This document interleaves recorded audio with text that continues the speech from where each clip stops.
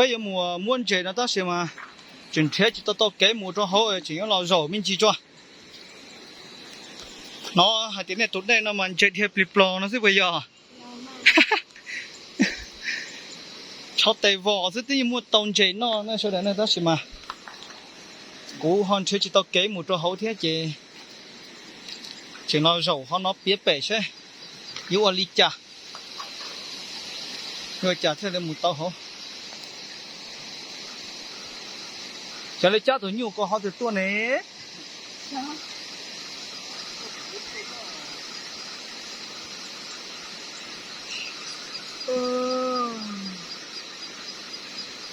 lấy chú ít từ thang mùa hậu liền chúng một cầu thang mùa lên nữa sao được nữa sau này họ mà cụ tí cho bé một sâu cho mùa nó vòn chè thế là tàu vòn chè là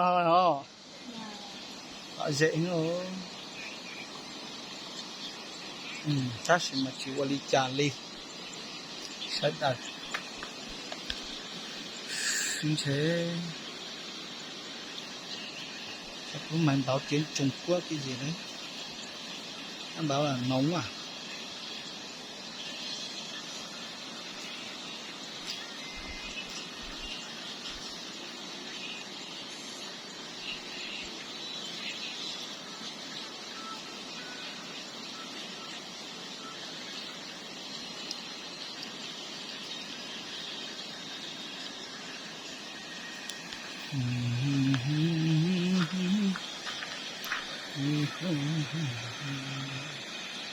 Ủa, cún đấy này thế à? Cún thế hả? Ồ, nó cầm mà lọn xế ôi, xế nó nè.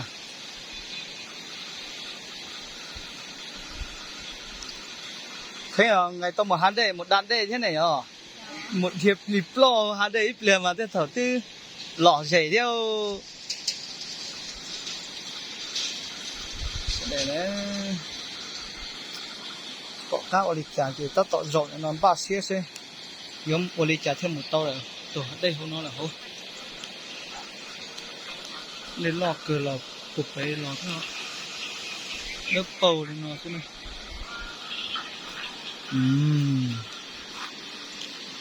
lúc mà mình chỉ cú được ạ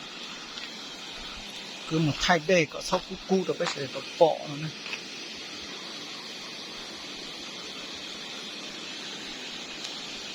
sao mình chỉ xí rồi chắc cậu mót ta lấy chứ sẽ được dạ cô yêu mùa ba sẽ có một cái mùa để hấu này cô họ thay cái sẽ tàu sách kia